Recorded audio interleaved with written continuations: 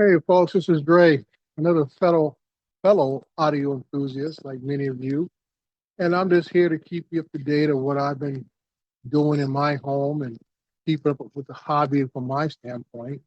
Like most folks, I can't afford to buy the high-end gear, so I'm more of a budget-friendly type guy, but I do like quality sound and do the best with what I can afford to buy.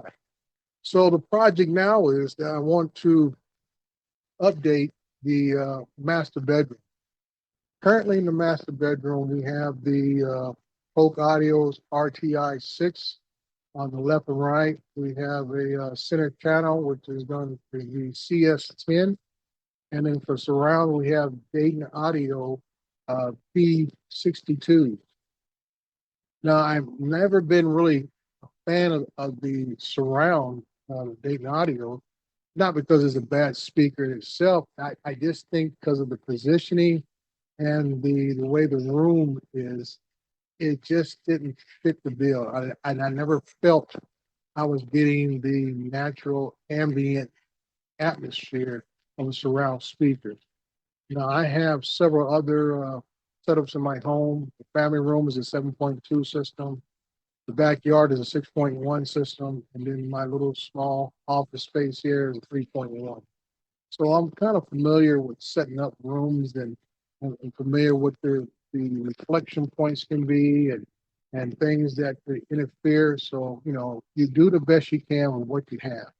Now, setting up something in a bedroom is always a challenge because it's not ideal for where your gear sits at and what's in the room itself.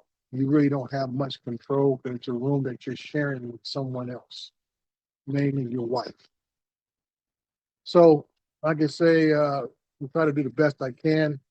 As you continue to watch this video, I'm going to show you pictures of the old stuff and, placements of the new stuff, which hasn't changed. We're just changing where the other stuff was at. So it's not a big deal.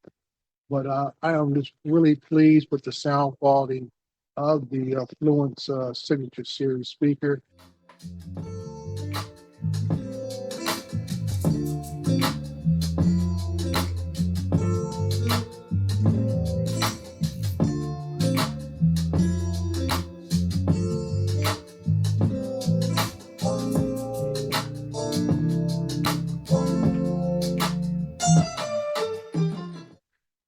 It's been one of my um, want to get list for several years. I saw a lot of reviews when it came out some 7 years ago. And when it came out, I heard nothing but good things. And from the price point, it was always finished top. It's one of the top of everybody's list from a price point. And we're talking about, I know people don't really believe in YouTube folks, but that's what they're there for. A lot of us get our hints and tricks from YouTube and learn how to do so. So when I see the Chief Audio Man, Andrew Robinson, Joe Tell, and even the young kid, Hey Pace guy, no one can never say really anything bad about this bookshelf speaker. Now, I didn't hear a whole lot about the bipolar surround. I do have bipolar surrounds in my 7.2 system, so I'm real familiar in what they can do. So this is what I went with, and I'm really happy at this point. So like I say, I'm gonna continue to talk a little bit, give you the specs, show you some B-roll, and the music is actually coming from these speakers themselves. So yeah, I was recording it with a Tascam, I think it's a DRS 005, and I even have it recording onto my DJI Osmo Pocket 3, which I try to mix up both of those tracks, those mics, so you can get a good feel of what these speakers can do. But I'll give you the specs right now. And it's out there for the bookshelf speakers. It has a 1-inch neodymium tweeter with a 5-inch woven glass fiber driver. Minimum 30 watts and maximum 120 watts power handling, and frequency response of 60 hertz to 20 kilohertz. Now, I've been told that the 60 hertz is a very not, I won't see the word low, but very subjective. This thing has probably been rated lower as far down as maybe around 50 hertz, put in the right position.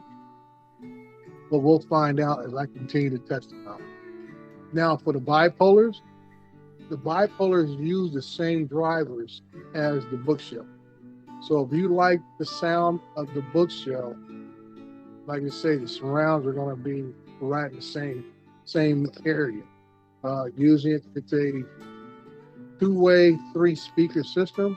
You'll have both of the 1-inch tweeters on each side of the speaker, and in the middle you'll have the 5-inch woven glass driver, fiberglass driver. The biggest difference is the power handling is the same, 30 to 120. The frequency response is where the difference is, 40 hertz to 20 kilohertz. That's where the difference is. These supposed to go lower. That's why I said the bookshelves are designed to go a little lower. The bookshelves are front ported, but the surrounds are rear ported, which I thought was a little bit odd. Because usually the surround, when you mount surrounds, they are normally put against walls. The rear walls or side walls. And to have a rear port kind of defeats that kind of setup. So I don't know what was going on there. We'll see how it works out in the long run. The sensitivity is 89 dB, so that makes it very easy to drive these. So I will probably have to readjust my my system that I have it hooked to, which is a Pioneer Elite VSX LX302. And I say for my hard disk media say, is a Pioneer BDP 85FD. So like I said, we got a 4K TV up there, so everything gets up converted to 4K. We're running the Amazon Cube up there. Everything is set up to go 4K. So we get an excellent picture already. The receiver up converts everything from 1080p to 4K. Same thing with the Blu-ray player, up converts to 4K. So, like I said, we're trying to run everything we can, get the max on what we have, and just be happy with it. And I have been happy with that, having this set up for a couple of years, so I can't complain. So, as always, I encourage folks to enjoy the hobby. That's what it is to me. It's a hobby. I enjoy it. I like home entertainment. I like home theater. So I try to do what I can within the budget that I have to try to, spread the word to those who I'm finding out that we're going backwards. People are just becoming more laissez-faire about sound quality and just dealing with what's convenient. So I hope you enjoy. Talk to you later. Bye.